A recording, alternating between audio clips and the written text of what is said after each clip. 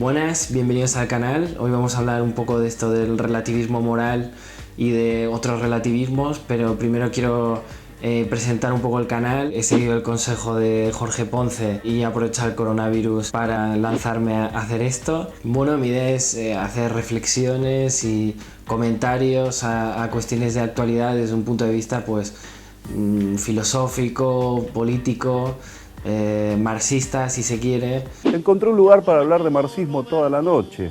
Bueno, empezando ya con lo que es el vídeo. Porque estamos viviendo la más asombrosa transformación en la historia de la cultura humana. Estamos cambiando un paradigma conceptual a otro paradigma conceptual. Estamos dejando de lado la idea de que la verdad es verdadera a la idea de que la verdad es mentira.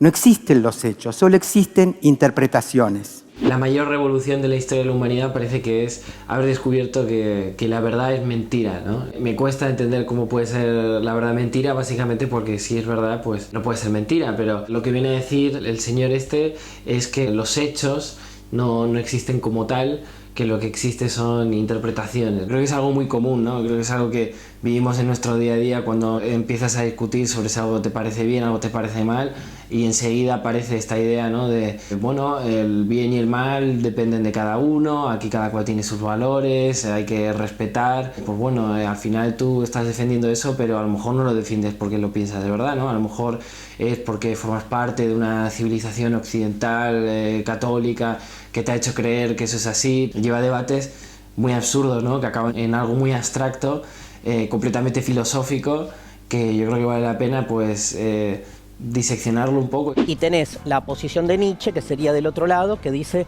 no existe la verdad, siempre es una construcción de la subjetividad, siempre estamos construyendo verdades en relación, de ahí viene relativo, porque relación en latín se dice relatio, de ahí viene la palabra relativismo, en relación a tu tiempo, tu cultura, tu clase social, etc. Me encantan los rótulos del programa este argentino. ¿Existe una verdad absoluta o toda verdad es relativa?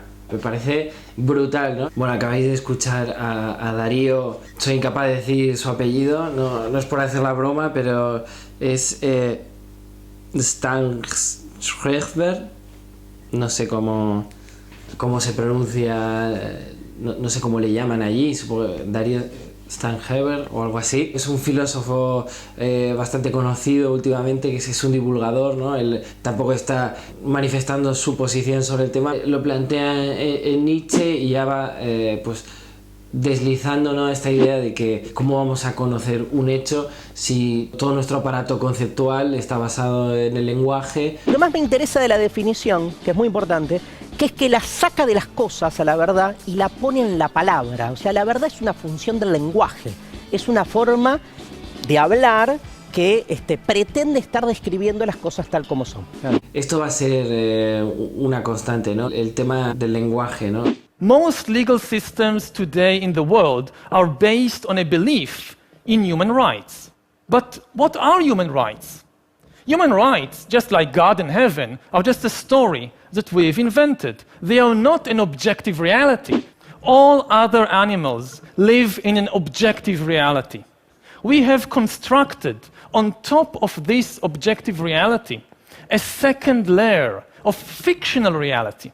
A reality made of fictional entities, like nations, like gods, like money, like corporations. Bueno, aquí dos ideas, ¿no? La primera es los derechos humanos. Yo creo que el tema de los derechos humanos es un debate que en este tema del relativismo siempre va a estar ahí. Pero antes de eso me interesa también cómo plantea esto de los seres humanos, ¿no? Están los animales que viven en el mundo objetivo y los seres humanos que viven en una realidad dual, ¿no? Donde está el mundo externo y objetivo y luego está el mundo de las ficciones. Es un planteamiento totalmente platónico, ¿no? El mundo de las ideas y el mundo objetivo, ¿no? Claro, la diferencia es que para Platón en el mundo de las ideas estaba lo eterno, estaba la virtud. Lo que plantea Harari, ¿no?, se basa sobre todo en esta idea de que el control que ejerce el ser humano sobre otros seres humanos y sobre el mundo tiene que ver con su capacidad de hacer ficciones en las que él incluye tanto ideas abstractas como puede ser los derechos humanos, como el Estado Estado-nación. Esto es cuestionable, ¿no? Porque el Estado no tiene nada de ficticio, ¿no? El Estado se puede analizar, se puede ver. Aquí ya podríamos empezar a diferenciar, ¿no? Lo que es una estructura de lo que es una idea. De la misma forma, no es lo mismo los derechos humanos que, por ejemplo, pues no sé, la física moderna, ¿no? Entonces ahí estamos hablando de dos tipos de ficciones también totalmente distintas, ¿no? Y yo tendría mucho cuidado a la hora de hablar de ficciones, de narrativas y de seguir estimulando esta idea de que no hay nada más, ¿no? Al final lo único que hay es retórica, lo único que hay es lenguaje. Bueno, esa es una teoría, es la teoría hegemónica hoy en día. Un paso adelante se ha dado con un estudio realizado por un grupo de investigación internacional que han hecho una especie de revisión de la paradoja de Wigner. Inspirados en esta famosa paradoja, han puesto a prueba la objetividad de la medida en un laboratorio, usando fotones entrelazados. Sus conclusiones son muy próximas a suponer que no existe una realidad objetiva, algo que sea independiente del observador. Bueno, aquí Javier Santolaya, que es un tipo fantástico de divulgación científica y demás, que habla de física que da gusto, pues hace una cosa con la cual yo no puedo estar más en desacuerdo, y sinceramente que nos estemos planteando si el mundo exterior existe. Y luego, por otro lado, efectivamente, si la ciencia nos demuestra algo que tenga que influir decisivamente en la filosofía, pues hay que estar completamente abiertos a ello, ¿no? Desde luego, la teoría de la relatividad de Albert Einstein o la mecánica cuántica ha servido muchas veces para todo este tipo de cosas. De la misma forma, yo plantearía que las bases de la física, los teoremas, el teorema de Pitágoras, las matemáticas, hay una serie de cuestiones que también lo que plantean es que la ciencia está probando que nuestro conocimiento va más allá de un juego de palabras. Y para complicarla, sepan que hay un montón de tesis muy interesantes que lo que sostienen es que en realidad Sócrates también era un sofista. Uno dice, pará, si es el paladín de la moral y si es el gran defensor de la verdad. Y hay muchas tesis que defienden esa hipótesis, que en realidad el mejor de los sofistas es el que nos termina convenciendo a todos de que él es el que defiende la verdad. Yo evidentemente no voy a defender que Sócrates sea dueño de la verdad o inventor de la verdad. Lo interesante de Sócrates es, y yo recomiendo leer los diálogos de Platón, en los que Sócrates es protagonista, lo interesante es que él no plantea un discurso con el que pretende convencer a la otra persona. Él lo que hace, y este es su método, y es lo que tiene de interesante, es hablar con la otra persona, preguntarle todo el tiempo qué es lo que la otra persona piensa, ¿no? Y en el momento en el que la persona que tenemos delante afirma una cosa, intentar seguir el camino lógico que hay desde esa cosa a ser consistente con esa cosa todo el rato.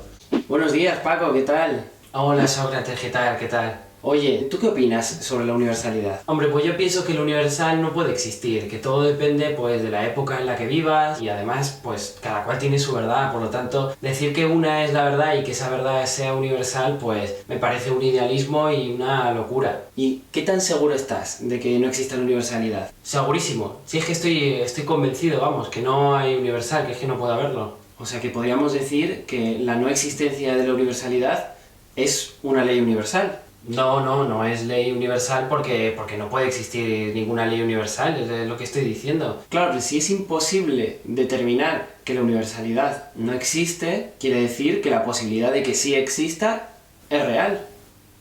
Por lo tanto, la universalidad puede existir.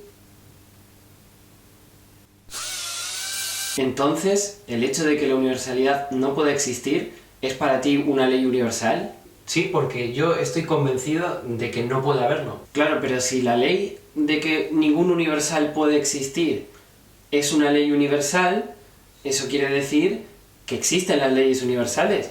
Porque si no, no habría una ley universal de que no hay leyes universales. Por lo tanto, el universal existe. Y toda tu ideología se basa en una universalidad. La universalidad de que no existe el universal. Y como veis, no tiene que ver con darle un fundamento a nuestras costumbres, más bien tiene que ver con intentar abstraernos de nuestra cultura. Descartes, por ejemplo, plantea la duda como el método fundamental de la filosofía. Y duda de todo, duda hasta de la existencia de la realidad externa, algo de lo que ya hemos hablado en este vídeo. Pero enseguida advertí que mientras de este modo quería pensar que todo era falso, era necesario que yo, quien lo pensaba, fuese algo.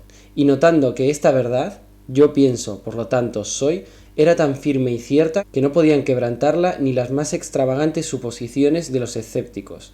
Juzgué que podía admitirla sin escrúpulo como el primer principio de la filosofía que estaba buscando. Por lo tanto, el primer principio de la filosofía para Descartes no es una fe ciega en la realidad de las cosas, sino un escepticismo que a fuerza de razonar y razonar se da cuenta que en tanto que razona tiene que ser un sujeto el que razona, y en tanto que es un sujeto puede asegurar que existe. Más tarde Kant recoge esta herencia y plantea el imperativo categórico, que es una concepción según la cual tenemos el deber de actuar de tal forma que si nuestros actos se convirtiesen en ley universal, podríamos estar de acuerdo con esa ley. Y lo que deviene de esa forma de entender la ética es que nuestros sistemas judiciales tienen que tender a acercarse a la justicia, que la justicia no parte del derecho, sino al revés, y que porque algo sea legal no tiene por qué ser justo. What right have you to your niggas? I bought them. I paid for them. Of course you did, and the law says you have the right to hold a nigga.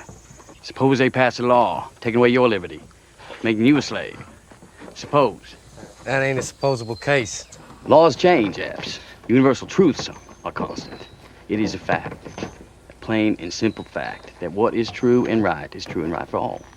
Bueno, y la cuestión es, ¿de dónde sale el relativismo? Pues esto viene de lo que se llama el giro lingüístico en el siglo XX, que de alguna forma retoma tradiciones antiguas. Para el Tusser, por ejemplo, son tradiciones que él llama materialistas, y ahí mete a Epicuro, a Maquiavelo, a Spinoza, y que rescata pues una idea contingente, una idea sin destino, sin historia, sin pasado, sin sujeto, sin humanismo. Para Foucault tiene que ver con Nietzsche. Ce que Nietzsche a découvert lorsque, en affirmant la mort de Dieu, il a montré que cette mort de Dieu, ce n'était pas simplement la fin de la religion chrétienne, fin de l'homme dans sa réalité et dans sa valeur humaniste depuis Socrate.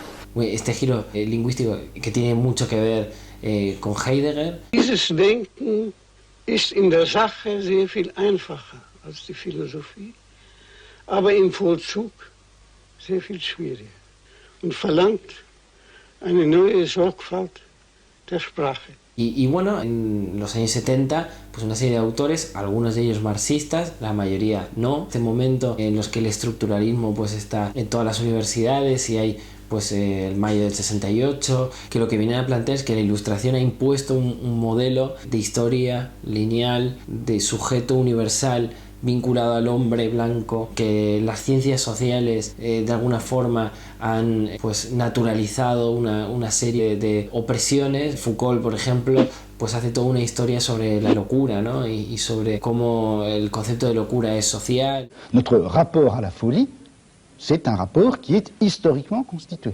Et du moment qu'il est historiquement constitué, il peut être politiquement détruit.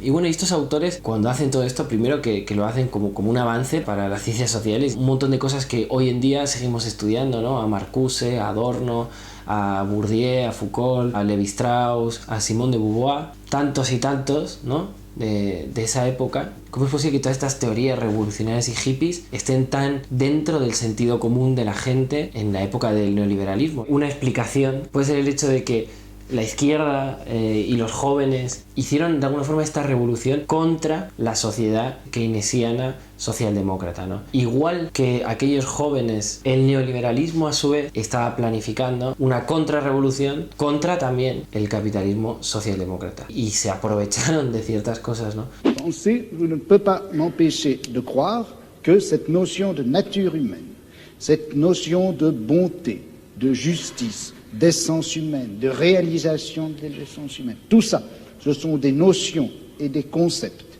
qui ont été formés à l'intérieur de notre civilisation et que par conséquent, ça fait partie même de notre système de classe. I'm not in favor of fairness. I'm in favor of freedom. And freedom is not fairness. Fairness means somebody has to decide what's fair.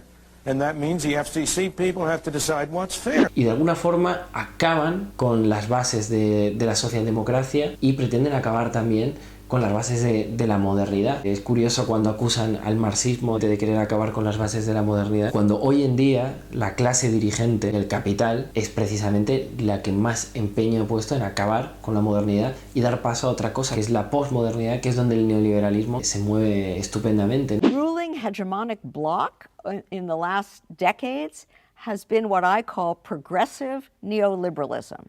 It's an alliance of finance and symbolic capital with the mainstream conventional liberal currents of social movements. Now, those interests in finance and capital have basically hegemonized these liberal movements and taken their language.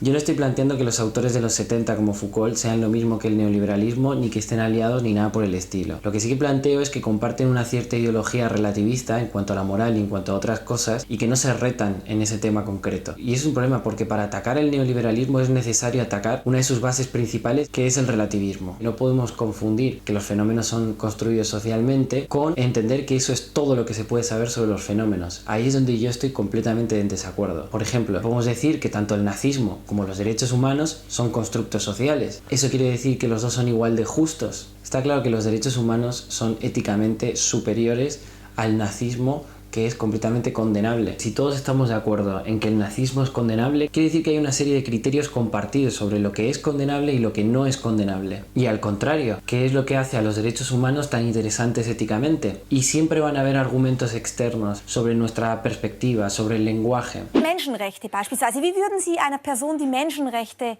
erklären und rechtfertigen? Was ist die Rechtfertigung der Menschenrechte? Menschenrechte? I am well aware, I've written about it. The notion of Menschenrechte is secretly Eurocentric. They may appear neutral, but effectively they privilege... Völlig einig mit Ihnen. Völlig einig mit Ihnen. But this was like that in the beginning. But then precisely because the forum is abstract, universal human rights, it began to explode at the very beginning. End of 18th century, Mary Wollstonecraft. Why not we women also? Then blacks in Haiti. Why not also we blacks and so on? You see, that's great about Europe. You have human rights as ideological, but immediately it explodes into a more radical universality. Me gustaría que las personas que se consideran a sí mismas escépticas me explicaran qué parte de los derechos humanos no les gusta, en qué no están de acuerdo con los derechos humanos. Que el relativismo moral se presenta a sí mismo como una ideología muy rebelde, como una ideología que pone en aprietos al sentido común, pero por lo menos mi experiencia es que el sentido común actual tiene mucho más que ver con el relativismo moral que con ningún tipo de dogmatismo universalista. Por lo tanto, la idea de que ser escéptico quiere decir ser relativista ni siquiera tiene por qué ser cierta. Quizás podríamos plantear que es momento de ser escéptico con el escepticismo. There are no skeptics. You can discuss it in a philosophy seminar, but no human being can in fact be a skeptic. They wouldn't survive for 2 minutes if they were. And I think pretty much the same is true of moral relativism. Our own history shows that there is moral progress. And in fact, the very examples that were given strongly illustrate it. Slavery, subjugation of women, repression of homosexuals, all of this was very common, perfectly well accepted in Western culture not very far back. In the case of, say, Turing, it was 50 years ago. It's now all regarded as completely unacceptable. I think that's evidence that as our own history, culture develops, we penetrate more deeply into our actual real cultural and normative values. Bueno, llegados a este momento, muchos os estaréis planteando, ¿y no es Marx el más crítico con todos estos idealismos? ¿No es el que antepone la materia a la idea? Hay que entender que cuando él critica el idealismo, lo hace en la Alemania de mediados del siglo XIX y lo hace desde dentro de los grupos neo-hegelianos. Y él lo que ve en sus compañeros, en Bruno Bauer o en Feuerbach, es que la crítica que hacen es una crítica que pretende emancipar al ser humano de su alienación por medio de liberarse de ciertas cadenas ideológicas como pueden ser la religión cristiana u otras cuestiones. Y lo que Marx viene a decir es que la alienación del ser humano no depende de las ideas que le dominan, sino de la vida material que llevan, y que no va a haber un cambio real porque las personas cambien sus percepciones, que es necesario que haya un cambio real sobre la vida material de la gente. Esto es lo que él está llamando materialismo. Esto es lo que él dice en la ideología alemana cuando dice: los filósofos se han dedicado hasta ahora a interpretar la historia, ha llegado el momento de cambiarla. Para mí me parece muy materialista decir que la razón no ha sido invitada en la historia. Es un intruso en la realidad, sencillamente. Tenemos que pensar que el progreso se relaciona con la historia como una yuxtaposición contingente, completamente azarosa, y que además lo más normal y lo más sensato sería que ni siquiera existiera esa tal justaposición porque no existieran hechos de la razón. Pero es que ya sabemos que existen, porque tenemos la ley moral delante de nuestras narices, tenemos la ciencia delante de nuestras narices, y por tanto algo habrá que hacer con eso, y los materialistas algo tendrán que hacer con eso. Bueno, eso ha sido el vídeo, espero que os haya gustado, suscribiros al canal, dejadme vuestros pensamientos en los comentarios y nos vemos en el próximo.